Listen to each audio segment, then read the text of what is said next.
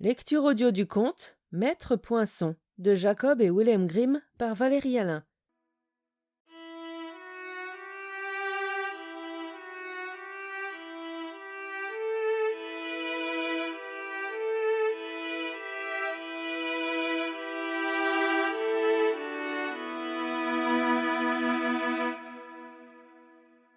Maître Poinçon était un homme petit et maigre, mais très vif, qui n'avait jamais un instant de repos. Son visage, où seul saillait son nez en trompette, était ravagé par la petite vérole et d'une pâleur cadavérique.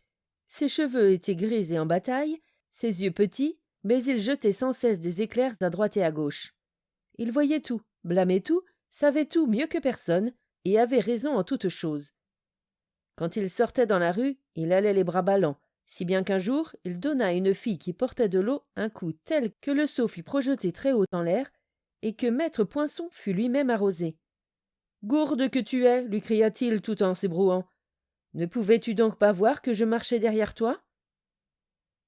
Il était cordonnier de son état, et quand il travaillait, il faisait des mouvements si amples dans sa main qui tenait l'aiguille, qu'il enfonçait son poing dans les côtes de ceux qui ne se tenaient pas suffisamment à l'écart. Pas un compagnon ne restait plus d'un mois chez lui, car il avait toujours quelque chose à reprocher, même quand le travail était parfait. Tantôt les poings n'étaient pas réguliers, tantôt un soulier était plus long que l'autre, tantôt un talon était plus haut que l'autre, tantôt le cuir n'avait pas été suffisamment battu. « Attends un peu, disait-il à l'apprenti, je vais te montrer comment on assouplit la peau, moi. » Et il allait chercher sa ceinture et lui en donnait quelques coups sur le dos. Tous, il les traitait de fainéants. Mais lui, il ne parvenait pas à faire grand-chose, parce qu'il était incapable de rester tranquille un quart d'heure. Quand sa femme s'était levée de bon matin et qu'elle avait allumé le feu, il bondissait hors de son lit et se précipitait pieds nus dans la cuisine. « Voulez-vous mettre le feu à la maison ? Il y a de quoi faire rôtir un bœuf, avec un feu pareil. Le bois ne coûte-t-il donc rien ?» criait-il. Quand les servantes, debout près de la cuve de lessive, riaient et racontaient les dernières rumeurs, il les réprimandait. « Regardez-moi ces oies stupides qui restent là, à jacasser, et qui en oublient leur travail. Et qu'est-ce que c'est que ce savon neuf? Du gaspillage terrible, et par-dessus le marché, de la paresse honteuse, voilà ce que c'est.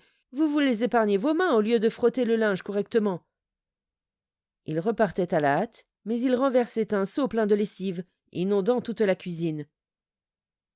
Lorsqu'on construisait une maison neuve, il se précipitait à sa fenêtre pour regarder faire les gens.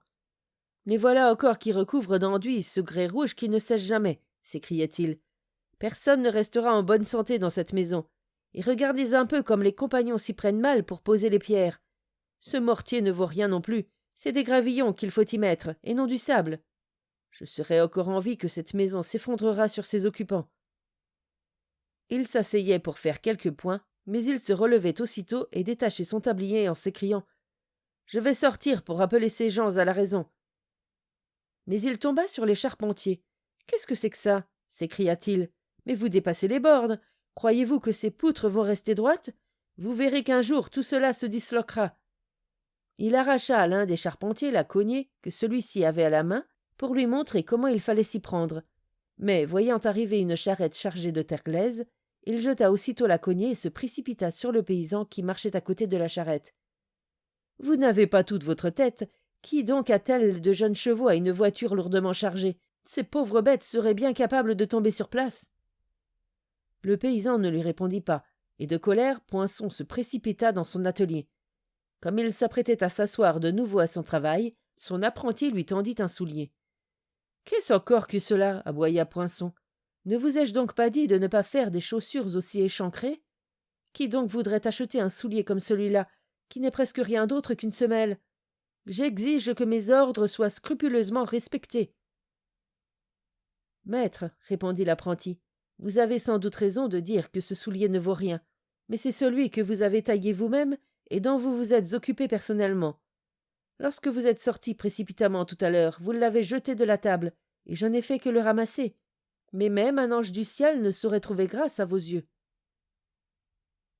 Une nuit, maître Poinçon rêva qu'il était mort, et qu'il était en route pour aller au ciel. Quand il arriva là-bas, il frappa énergiquement à la porte. « C'est étonnant qu'il n'ait pas de heurtoir à la porte ici. on se blesse la main à force de frapper, dit-il. L'apôtre Pierre ouvrit pour voir qui demandait à entrer si brutalement. Ah, c'est vous, maître Poinçon, dit-il. Je veux bien vous laisser rentrer, mais je vous préviens, vous allez devoir abandonner votre habitude et ne rien critiquer de ce que vous verrez au ciel. Vous pourriez avoir des ennuis. Vous auriez pu vous passer de cet avertissement, répondit Poinçon. Je sais très bien moi-même ce qu'il est convenable de faire, et ici, Dieu merci, tout est parfait, et il n'y a rien d'autre à redire, contrairement à ce qui se passe sur la terre. Il entra donc et se mit à aller et à venir dans les vastes espaces des cieux. Il regardait autour de lui, à droite et à gauche, secouant la tête de temps en temps ou grommelant quelque chose dans sa barbe. Sur ces entrefaites, il avisa 2 anges qui portaient une poutre. C'était justement la poutre qu'un homme avait dans son œil, tandis qu'il cherchait le brin de paille dans les yeux des autres. Cependant, les anges ne portaient pas la poutre dans le sens de la longueur, mais dans celui de la largeur. A-t-on jamais vu une telle bêtise se dit maître Poinçon. Mais il ne dit mot, et en prit son parti. Au fond, peu importe dans quel sens on porte la poutre, celui de la longueur ou de la largeur, cela revient au même. Ce qui compte, c'est seulement de réussir à passer. Et en effet, je vois qu'il ne se cogne nulle part. Peu après, il vit 2 anges qui puisaient de l'eau dans un puits pour remplir un tonneau. Et il remarqua en même temps que le tonneau était percé, et que l'eau coulait de toutes parts. Les anges étaient en train d'abreuver la terre avec de la pluie. Mais le tonnerre, explosa-t-il. Mais, heureusement, il se ravisa et se dit « Ce n'est peut-être qu'un passe-temps. Si cela vous amuse, vous pouvez bien faire des choses inutiles de ce genre, surtout ici au ciel, où de toute façon on ne fait que paresser, comme je l'ai remarqué. » Il poursuivit son chemin et vit une charrette qui était coincée dans une profonde ornière. « Ce n'est pas étonnant, dit-il à l'homme qui se tenait à côté. Qui donc charge une charrette de façon aussi maladroite? Que transportez-vous là? Des vœux pieux, répondit l'homme. Je n'ai pas réussi à trouver la bonne route, mais j'ai réussi à monter jusqu'ici en poussant la charrette, et ici on ne me laissera pas dans l'embarras. Et en effet, un ange arriva et attela 2 chevaux à l'avant de la charrette.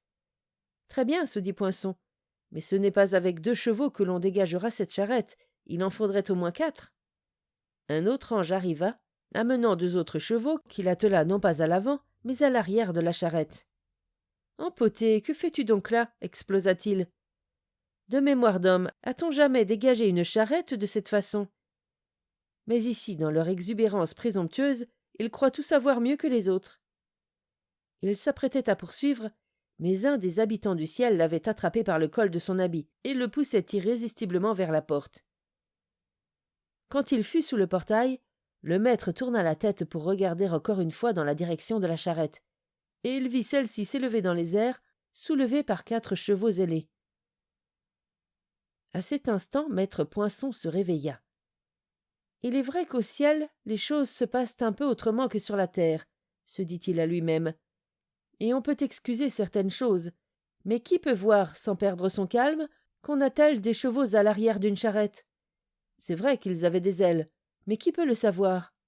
Du reste, c'est une belle absurdité que de coller en plus une paire d'ailes à des chevaux, qui ont déjà 4 pattes pour courir. Mais il faut que je me lève, sinon ils vont encore me faire toutes sortes de choses à l'envers, dans cette maison. C'est une chance que je ne sois pas mort pour de vrai.